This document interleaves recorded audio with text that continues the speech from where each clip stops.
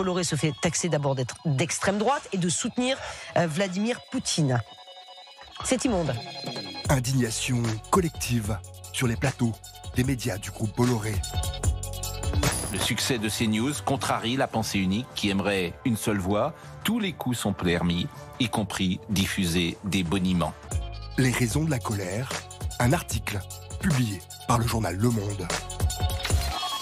Les médias du milliardaire Vincent Bolloré défendent désormais ouvertement la Russie.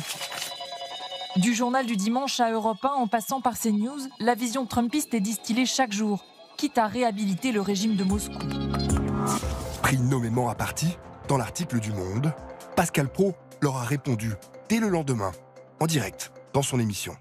Non, ce n'est pas défendre la Russie que d'expliquer qu'elle a gagné une guerre de position en Ukraine. Non, ce n'est pas défendre la Russie qu'écrire que l'Europe est nue depuis l'élection de Biden. Dans la foulée, d'autres médias relaient l'information. Les journalistes du groupe Bolloré utiliseraient la rhétorique du Kremlin. L'Ukraine n'a jamais semblé aussi proche de la paix. Le président Zelensky la veut, le président Trump la veut. Et pourtant, l'Union européenne, et tout particulièrement la France, semble vouloir partir en guerre et en guerre contre la Russie. Comment expliquez-vous ce paradoxe ? Oui, c'est une présentation que je crois un peu forcée, un peu excessive. Sa question est consternante, franchement. Dans la guerre de 14-18, il y avait tout un tas de journalistes qui racontaient n'importe quoi aux Français à travers leurs journaux. On les a appelés les bourreurs de crâne. Et bien là, CNews, Laurence Ferrari, Charles Millon, Sonia Mabrouk, Pascal Praud, ce sont les nouveaux bourreurs de crâne.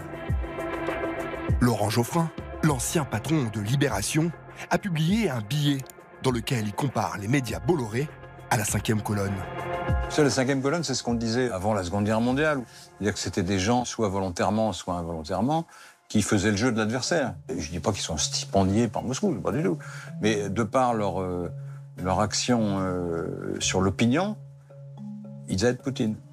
Ce ne sont pas encore les Russes qui tuent au couteau dans les rues de France, ce sont les islamistes. Bien sûr que vous avez raison de rappeler qu'il y a eu une guerre, qu'il y a eu des morts. Par les Américains. Elle a été voulue par l'impérialisme européiste, dont on ne parle jamais.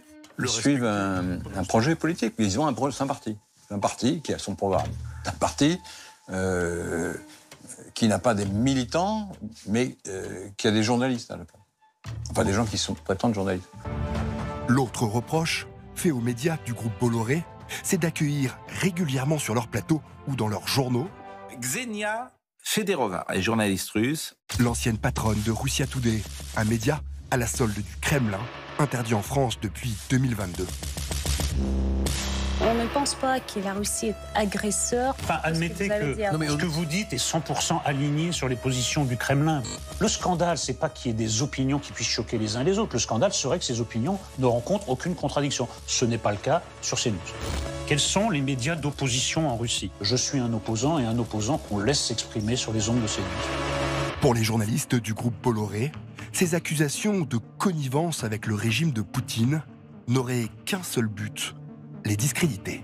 Il y a bien longtemps que le journal Le Monde a tourné le dos à la vérité des faits et à l'honnêteté de l'information pour épouser une ligne éditoriale d'extrême gauche. En réalité, il y a une volonté de faire taire toute ce qu'on appelle la bollosphère, c'est-à-dire de mettre vraiment en sourdine, voire dans le cas de C8 par exemple, de faire disparaître des voix dissidentes.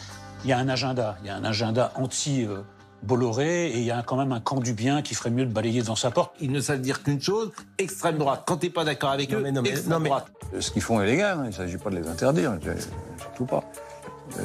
En plus, on ferait des martyrs, c'est idiot. Le déséquilibre, c'est que en face, il n'y a pas l'équivalent. Quel est le Bolloré de gauche ? Je ne connais pas.